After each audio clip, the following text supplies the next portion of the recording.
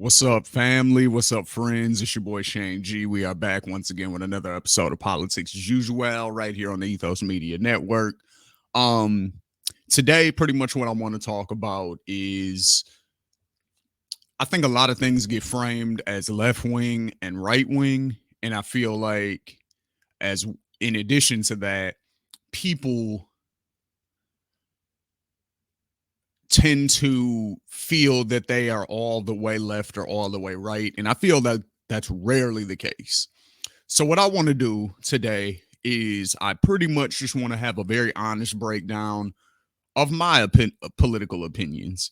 Um, Feel free to leave in the comments where you agree, where you disagree.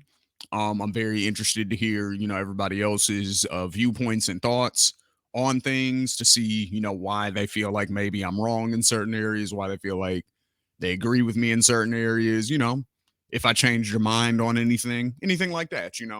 That's what we're here for. So I just want to just be very honest about the things that I think, um, because things are nuanced.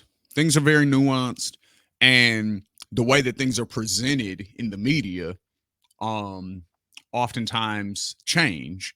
So, growing up traditionally, uh, the left wing of the country was more anti-war. They were more pro-worker.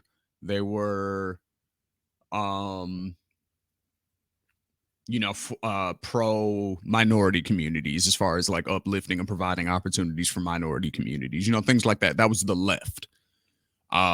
Whereas the right had more of an individualistic approach. It was more, they smear. I think it's turned into a smear, the whole pull yourself up by your bootstraps thing. I do think that uh while there is a lot of that on the right wing, pull yourself up by your bootstraps, I think it comes from a more individualistic approach to life. Not That's not necessarily a good or a bad thing, because in some areas I definitely believe in an individualistic approach. I just think that right wing issues in the media get framed as no one's there for you. You have to do this yourself, and if are not doing well in life for whatever reason, it's because of something that you did wrong. It has nothing to do with anybody else or circumstances or anything like that. Um, so that was growing up my traditional understanding of things. So now in 2022, let me just give you the full breakdown on where I stand on various issues. So we're gonna start with economic issues. Now, when it comes to economic issues, I pretty much am on the left. I believe in regulations. I believe in um, making sure that monopolies can't exist. I believe in high taxes for wealthy corporations and for the wealthiest people. I believe in social programs, as far as food stamps, welfare, cash assistance, public housing, things of that nature. I believe in all of the social programs that are there to assist people in their times of need. I don't think those programs should be gutted at all. If anything, they should be beefed up more. So I believe in Social Security, definitely. Um, Things of that nature. So economically, I would say I'm pretty solidly on the left. I don't believe that laissez-faire capitalism is a good thing. I don't believe that capitalism will solve its own issues by, oh, okay, well, if people see that this product is bad from this place, then they'll stop buying that product and they'll go to the place where the product is good.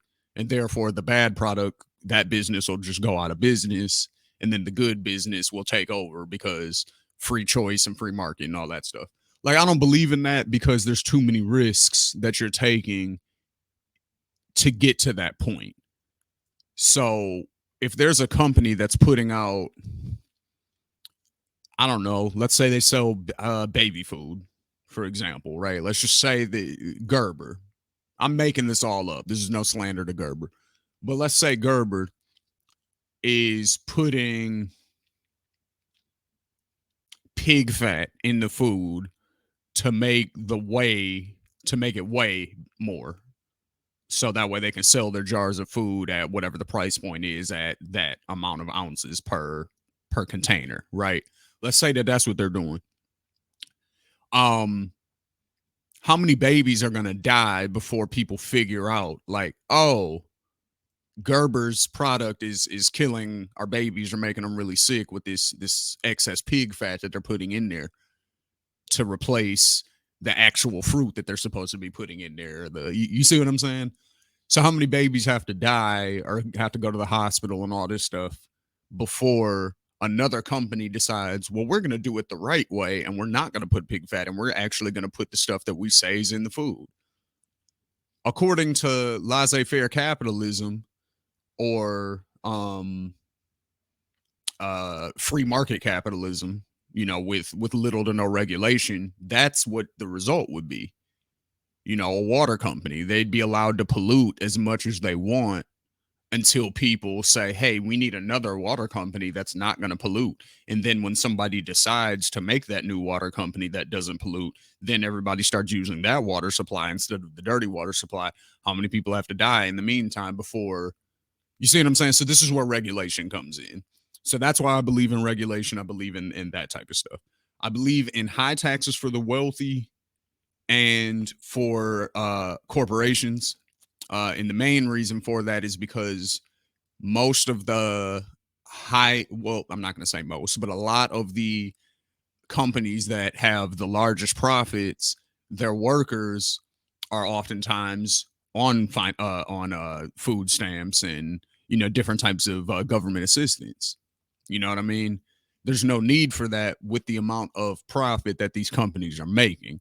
So if the company is making however many billions of dollars or hundreds of millions of dollars every year, there's not really a reason for the CEO of that company, for example, to be making, however many cut of that millions, and then the workers still have to go get food stamps. This is the case with Walmart.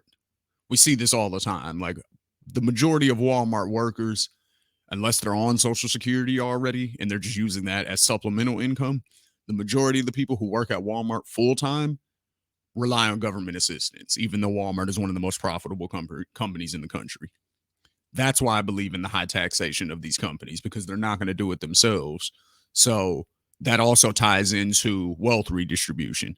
Now, I'm not saying that you take rich individual people's money unless they're, like if they're making what a corporation can make, then that's a different conversation. But I'm not talking about like just an individual who's worth maybe $5 or $10 million, something like that. I'm not saying you take that person's money and go give it to somebody poor. That's not what wealth redistribution is. What wealth redistribution would be is if you take somebody who is worth $100 million as a person, and then we know that companies are also worth $100 million, you would tax them at the same rate. So that way the money that's used from the taxes would then theoretically go to these other programs that I'm talking about to give other people a chance so that they can move up in life.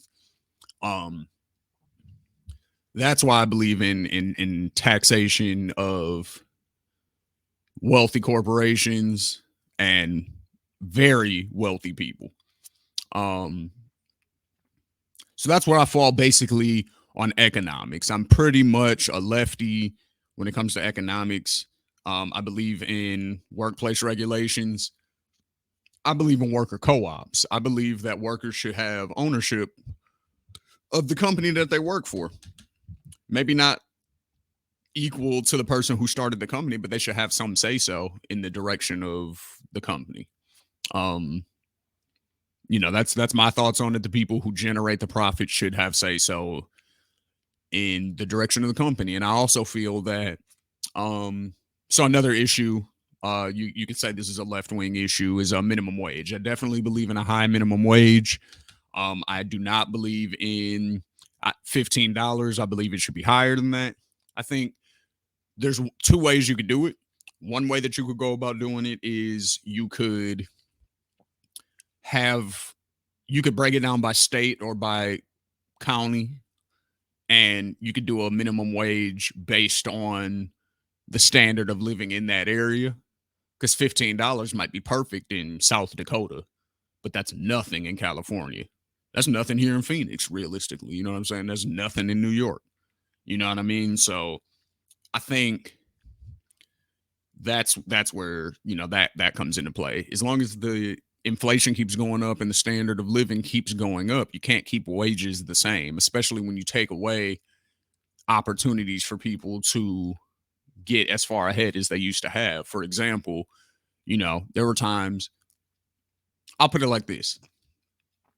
College was a choice for a lot of people back in the day. It was not one of these things that was like, if you don't go to college, you're not going to be successful. It was very much a choice. Like, if you want to go to school, you can, the option's there, but you can also go work for this company fresh out of high school, and you can earn a living, get a house, a car, send your kids to school. You know what I'm saying? Like, you could do all of that off of the salary of working at like Sears, you know what I'm saying? Versus now, if you work at the equivalent of that, which again would be Walmart, you're most likely on government assistance now. So what that means is that the inflation is way outpacing the wages. And we went over that in an earlier episode, actually, how in the late 70s, there were policies that were passed that decoupled productivity, which is how much, output the company is having, with worker wages. Those were decoupled at some point. So at one point,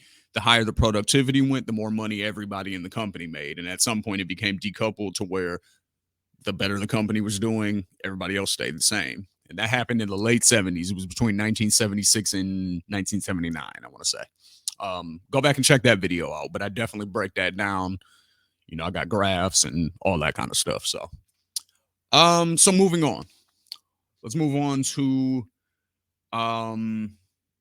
foreign policy. I believe in immigration. We're a country of immigrants. I don't believe that any one group of people has the right to tell any other group of people that they can't come here. Now, that doesn't mean that I believe in open borders. That doesn't mean that I believe in, anything like that. Because I do believe that in order to be able to have those social programs that I was talking about, there has to be borders, and because you can't serve the world, you know what I mean?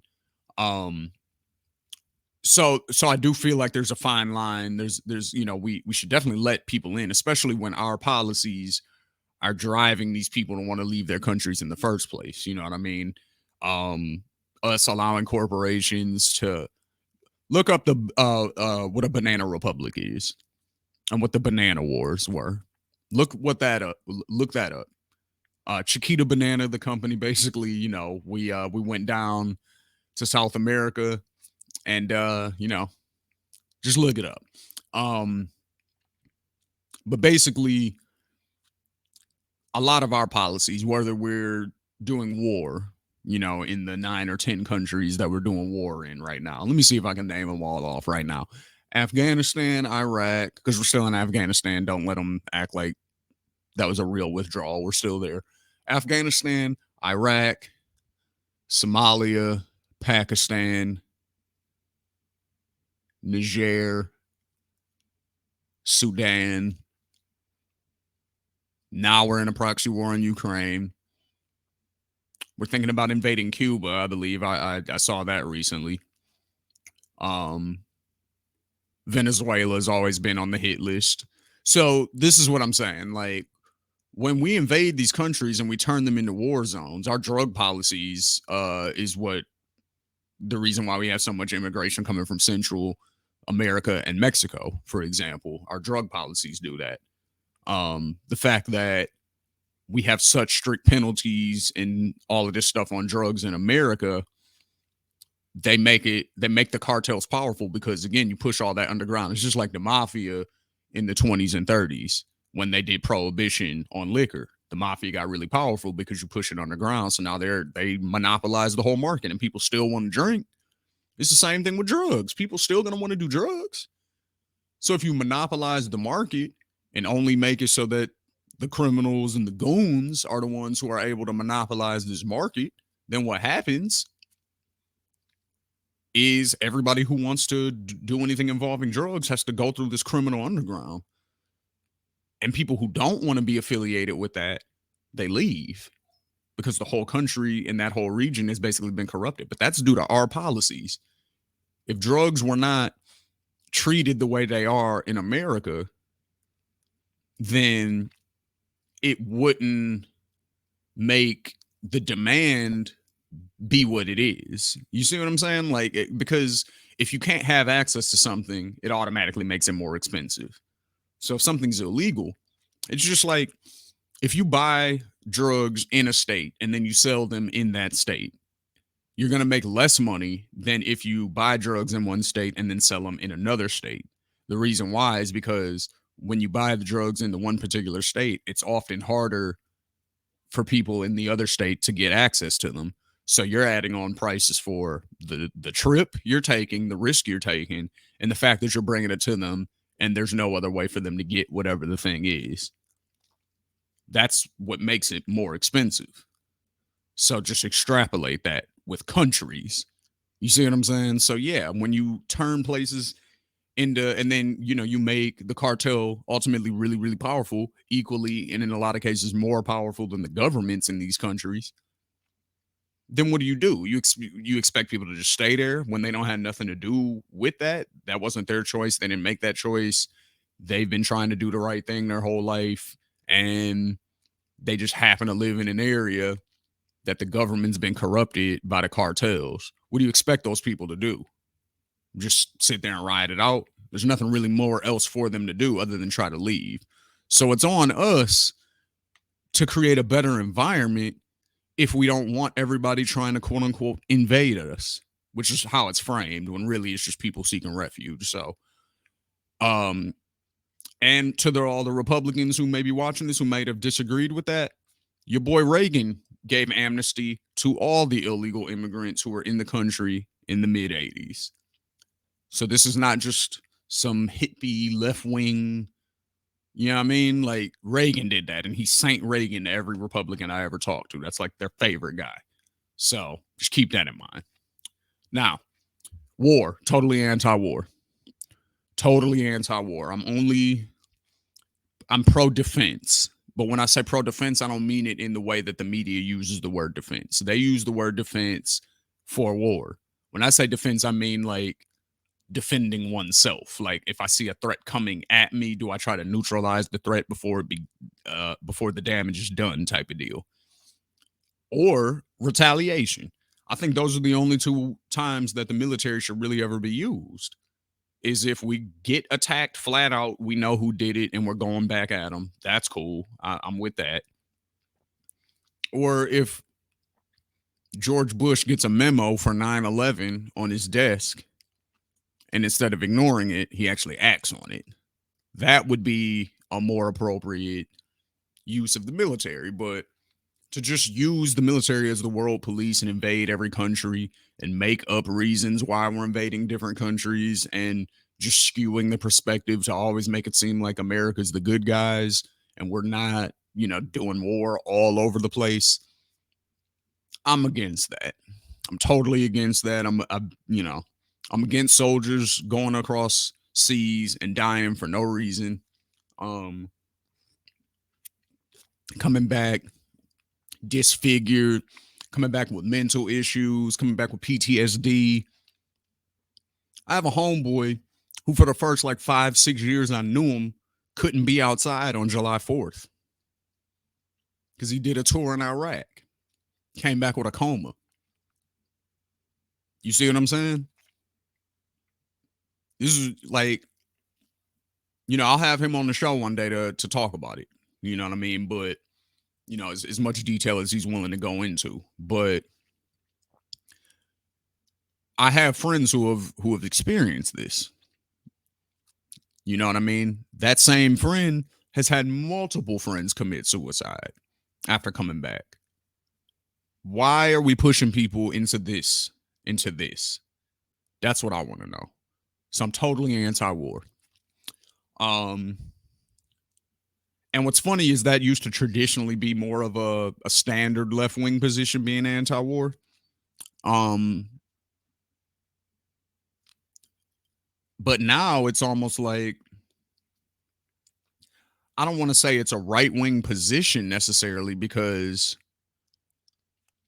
I don't think right-wing voters are necessarily pro-war. I think they're very pro-troops and pro-military, and I think sometimes those wires get crossed because we're a very propagandized country. So I don't necessarily blame people for that. I blame the media more so, because they know what they're doing.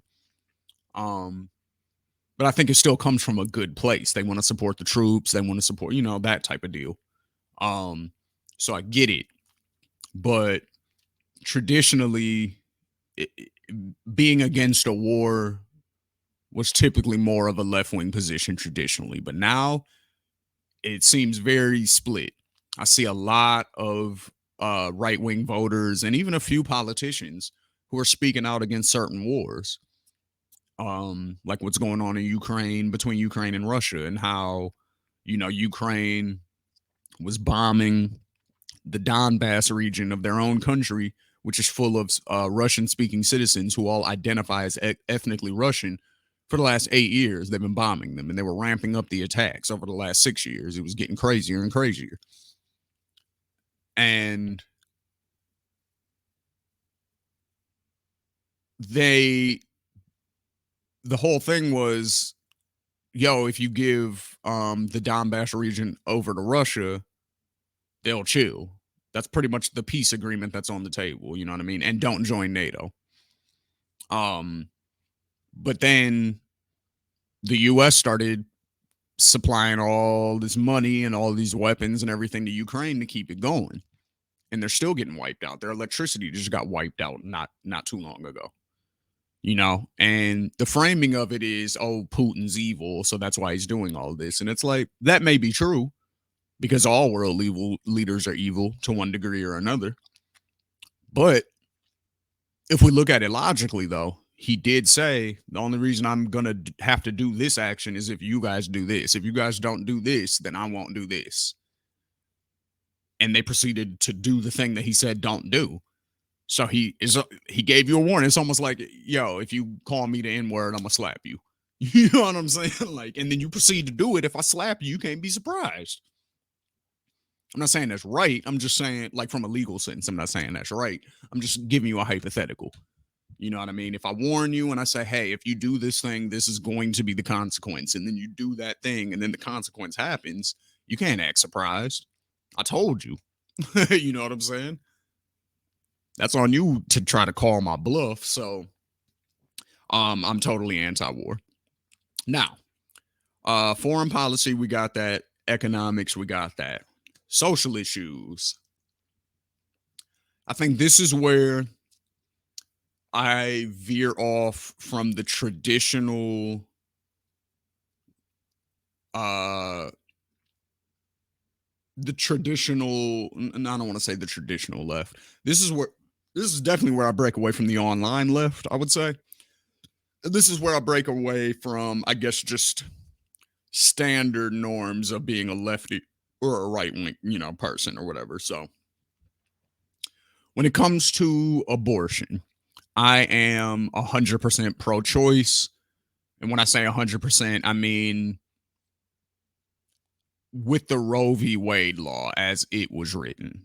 I felt like that was reasonable.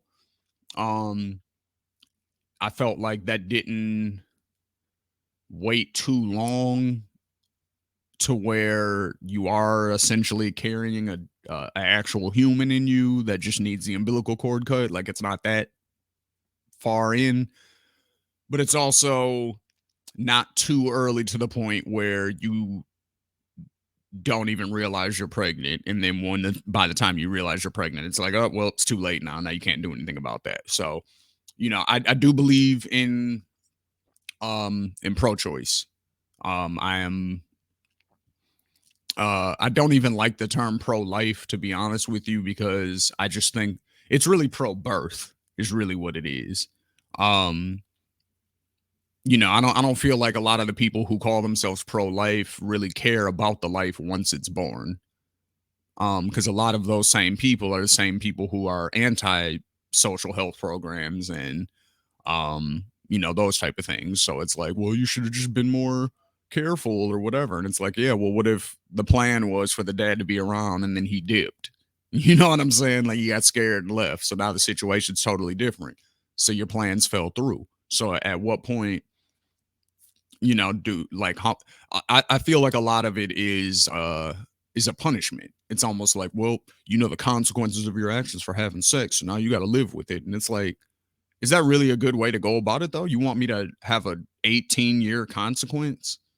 Like, because you feel like I shouldn't be having sex or whatever the case? Like, it's just a weird thing, like being in other people's personal lives. I feel like, nah. So I would say I'm pro-choice in that regard for sure.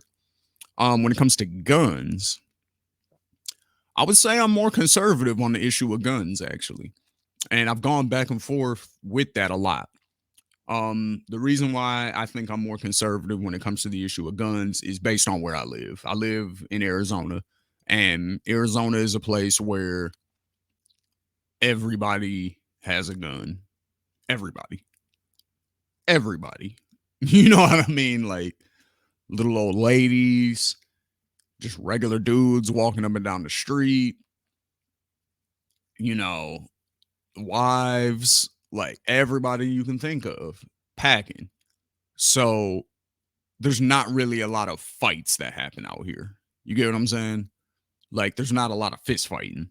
There's way more shooting that happens in Arizona as a whole. Like, Arizona, you can look up the statistics. A lot of people don't think of it like this, but you can look up the statistics. Arizona is in the top 10 for sure of the 50 states of highest gun death rates.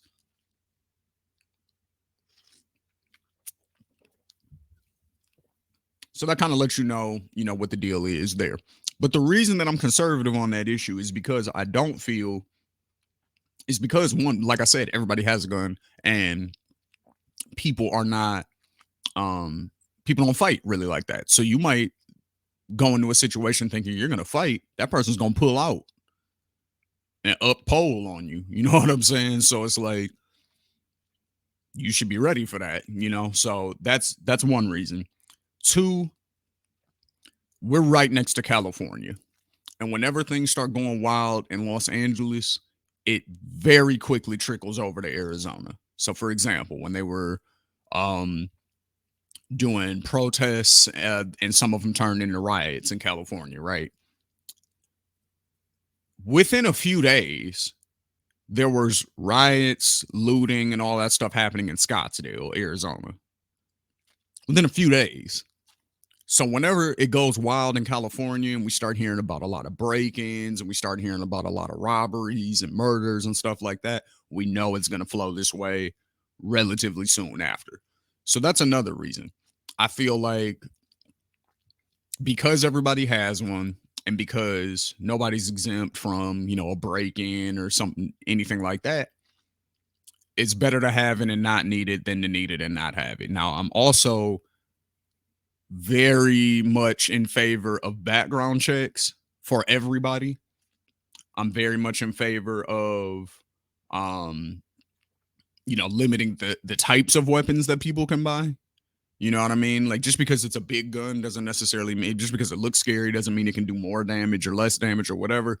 But what most people would think of as a machine gun. I'll say it like that because people try to use the automatic, semi-automatic, blah blah blah argument to try to nitpick and, well, technically any gun's a semi-automatic because if y'all know what I'm talking about. I said a machine gun. Like, if you could pull the trigger and multiple bullets fly out at one time, I don't think that should be a legal gun.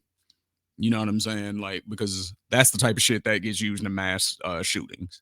You know what I mean? Handguns, it's like those get used in the majority of murders, but murders are already illegal. So it's like, there's ways to deal with a lot of the stuff that I think we have issues with. And going back to my Medicare for All thing, I think that would include mental health services to where we could fix a lot of the issues that we have in society to where maybe we won't see as many mass shootings, and then maybe it's not the guns that are the issue. I really don't know. I do know that there are more guns in America than most other countries, and we have more mass shootings than most other countries. But I also know that our healthcare system is terrible, and our mental health care system was barely existing up until a few years ago. Like people, you know what I mean? Like it was still looked down upon to go to a psychiatrist. They still called them shrinks and, oh, you're crazy. You got to go. You know what I mean? So it's like only recently has that like been accepted in mainstream society, I would say. So, but overall, I'd rather have a gun and not need one just in case. You know what I'm saying? Because I know me, I know I'm not going to go out and go commit a shooting spree or a robbery or no shit like that. So it's like, I assume most people wouldn't either. You know what I mean? You know, but there should be things in place to make sure that, you know, people who should not have guns or people who are likely to commit these types of acts, um, that they do it. You know, it would make it a lot easier for them to do these things with no background check or with no types of, you know, extra steps. You know, registration, you know, like you have to register your car, you know, you have to update your license every so often, you know, all these things. Like we should apply that same logic at minimum to guns. So that's where I stand on that. Um as far as minority communities, I do feel like we should be um I do wish that our that the way we ended up here in certain situations was taken a little bit more into account by people, because a lot of times I feel like people will just use their direct own life situation rather than looking at the big picture. And I think that's where a lot of lines get misconstrued. So like for example, on a video that we put out earlier on this channel, um where we speaking about building a family dynasty, actually we spoke about how America owes black people because of slavery, you know, because of the Jim Crow era, because of redlining, because of segregation, because of the disparity in how many black people die with police interaction versus white people interacting with police. You know, the numbers are very skewed heavily towards black people being way more likely to die. Um, all of these things, right? The resume test, for example, where you put a traditionally white sounding name and a traditionally black sounding name with everything else the same on the resume, the traditionally white sounding name gets 50% more callbacks. Um, these are things that I wish more people would address and would take into account when certain groups are expressing the grievances that we have, right? So when we say we feel like America owes us, and then a lot of white people who may not make a lot of money or a lot of you know, or may not have had great opportunities growing up or whatever, it's almost like they take it as a personal attack. Like, oh, you're saying white people have it easy. And it's like, nah, that's not necessarily what we're saying. We're saying that there are some inherent advantages that come with being white. That's what we're saying. So, again, I just gave you two examples. Police interaction, we're more likely to die. I want to say the number was like 3 or 4 times more likely to die. Please fact check me on that. But it was definitely the numbers were skewed in a way where if a black person and a white person interacts with a police officer, the black person has way more of a chance of dying, with all other factors being the same. Um, so it's things like that. It's like we're not just complaining for no reason, but people take it as a personal attack when we're saying, "Hey, black people are treated this way," and then you're like, "Well, I'm a white person and I've had a similar experience," and it's like, yeah, but how many other white people outside of just your direct area do you think had that same experience compared to black people?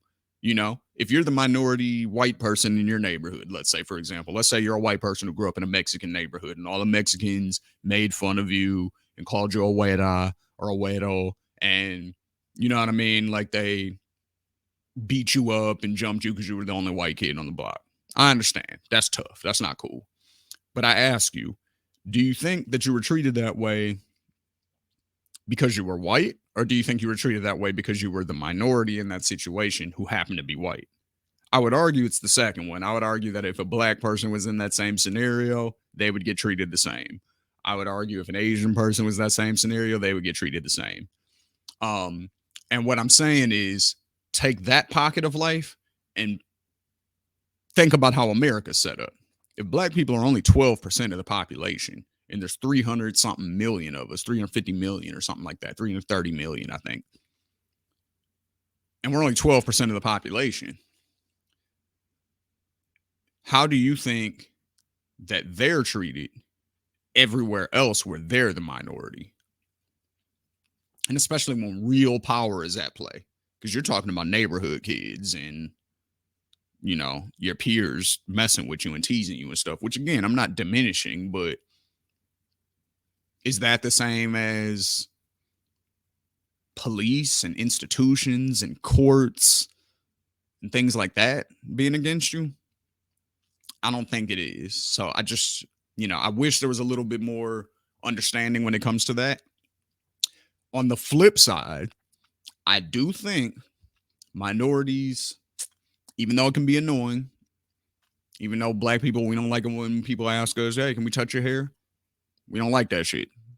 But there's a certain level of,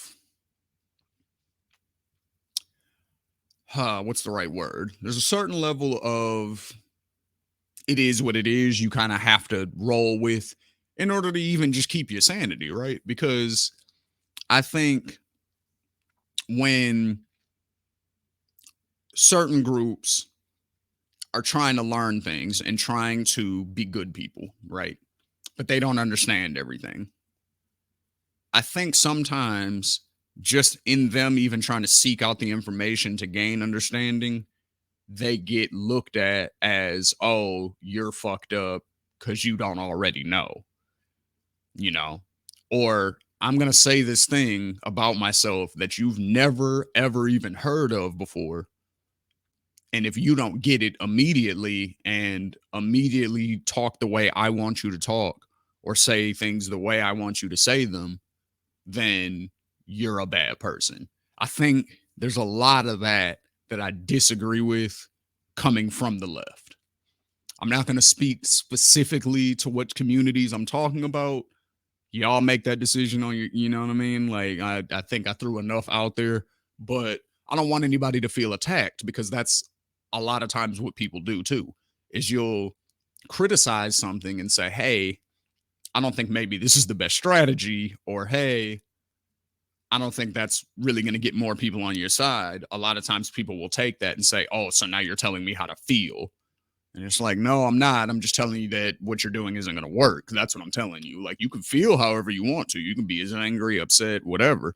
You know what I mean? But are you going to get results? Do you even want results? You know what I'm saying? Like, those are two of the things. Like, do you want results? Or do you just want to be heard? Because that's two different things. If you just want to be heard, then you're winning. You're doing exactly what you're supposed to do because people hear you. But are people listening to you? And do you want people to listen to you? Are you actually trying to create change? Because if so, making everybody feel bad, not really the way to go about doing it. So that's just some of my political takes, y'all. You know, hopefully that gives you a better understanding of who I am, what I'm about. You know what I'm saying? So again, just a quick recap. I am anti-war in basically all circumstances. I am pro Medicare for all. I am pro taxing the rich. I am pro, and when I say the rich, I'm mostly talking about big corporations and maybe like a super elite level. Pretty much like I said, if you're making corporation money as an individual, you count as a corporation to me in this example. So I would say that level of money, tax them. I believe in wealth redistribution through taxes in the form of social programs. Um, I believe in raising the minimum wage to whatever a living wage is in whatever state or city you live in. Um, I am pro choice. I am pro gun for the most part, with some regulations attached, but I'm pro gun, I would say. Um, I am pro free speech, aside from direct threats of violence, slander, and libel, and doxing. Aside from those things, I'm free speech all day. You can say whatever you want. I don't think we should be trying to censor people, deplatform people, get people kicked off. I feel like we should argue with those people and try to prove why our points are better. The more you push things underground, the more it becomes appealing and the more people get attracted to it and the more people want to actually participate in it, even if they didn't initially believe in it at first. That's my personal belief. So I'm totally free speech advocate. Um, yeah, and I'm pro helping minority communities. I'm pro being sensitive to minority communities, but I'm also pro education. So if somebody is coming at you in good faith and they want to know something and they just don't understand something, I'm pro not being offended at that. I'm pro trying to give people the benefit of the doubt until they prove that they don't deserve it. So I'm gonna leave it there with y'all, man. This has been a little bit longer episode, but I just want to get some thoughts out there, and see where you guys line up with it. So let me know in the comments. Please like, share, subscribe. This is Politics as Usual right here on the Ethos Media Network. Peace. See y'all next week.